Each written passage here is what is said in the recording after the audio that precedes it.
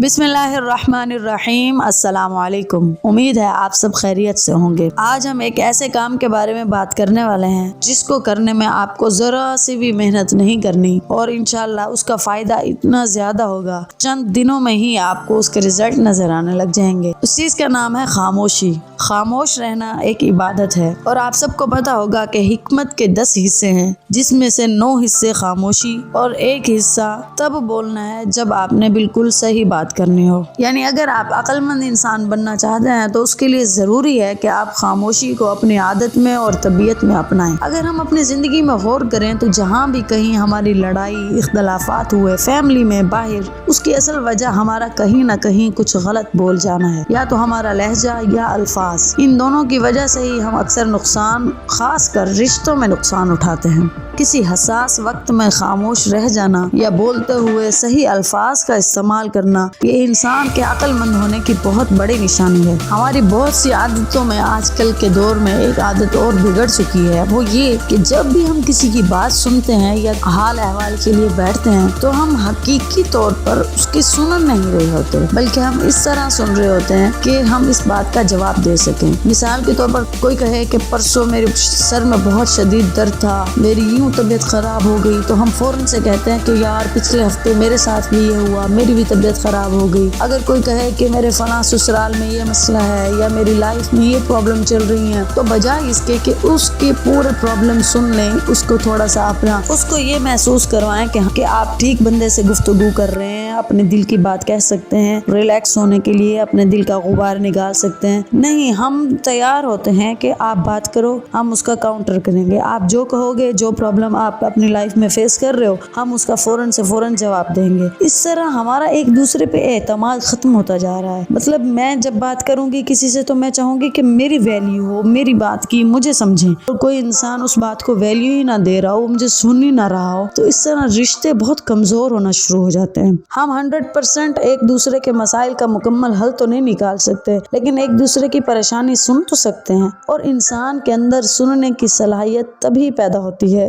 जब उसे खामोश रहने की आदत हो। तो हमेशा अक्ल के लिए किसी और इंसान को अपने इर्द गिर्द के माहौल को समझने के लिए जरूरी है कि आप अपने अंदर सुनने और देखने की सलाहियत को बोलने की सलाहियत से बढ़ाएं। झूठे और सच्चे का फर्क मालूम होना शुरू हो जाएगा। जरूरतमंद का और गैर जरूरतमंद लोगों में फर्क करना सीखेंगे, किसी के फरेब में नहीं आएंगे। और ये सब चीजें ज्यादा बोलने से नहीं, ज्यादा सुनने और समझने से आती हैं। जिस इंसान के अंदर सुनने की आदत ज्यादा होती है उस पर लोग एतमाद ज्यादा करते हैं। उन्हें लगता है कि शायद इसके अंदर हमारी परेशानी को महसूस करने की सलाहियत है। इंसान उसे अपना बहुत ज्यादा हमदर्द समझकर उससे अपनी तमाम तर परेशानियां शेयर करते हैं। आप खुद अपनी लाइफ में इर्द गिर्द गौर करें तो कोई ना कोई इंसान ऐसे होंगे जिनसे आप अपनी बातें ज्यादा शेयर करते होंगे, आप ज्यादा बोलते होंगे और वो खामोशी से आपको सुनते होंगे। हर इंसान को अच्छा लगता है कि उसको सुना जाए, उसको समझा जाए। तो उसके लिए जरूरी है कि आप भी अपने आप को वैसा इंसान बनाएं, क्योंकि जब हम बोल रहे होते हैं तो हम सुन नहीं पाते, जब हम दूसरों को सुन नहीं पाते तो हम सीख नहीं पाते। और वैसे भी खामोशी जो है वो एक आलिम की जीनत है, यानी उसको निखारती है, और एक जाहिल इंसान का पर्दा है। मतलब अगर हमारे अंदर इतनी अकल समझ भी नहीं है, किसी की हम बात सुन रहे हैं उसको कैसे जवाब दें, तो उसका भी बेहतरीन हल ये है कि हम खामोश हो जाएं। इससे इंसान की पर्दा पोशी होती है। और वैसे भी आप सल्लल्लाहु अलैहि वसल्लम के एक हदीस का मफहूम है कि अल्लाह और आखिरत पर ईमान रखने वाला या तो अच्छी बात करे या खामोश रहे। और एक हदीस में है कि मन सामत नजात, जो खामोश रहा उसी ने निजात पा ली। मतलब हमारी निजात, कामयाबी का जरिया ये है कि हम खामोश रहें। आप सल्लल्लाहु अलैहि वसल्लम ने ये भी फरमाया कि 2 चीजें तुम्हें जहन्नुम में ले जाएंगी, एक जो तुम्हारे दांतों के दरमियान है, एक जो तुम्हारे टांगों के दरमियान है, यानी हमारे प्राइवेट पार्ट्स और हमारी जुबान। अब अगर बात करें हमारे टांगों के दरमियान प्राइवेट पार्ट्स की, तो हम बहुत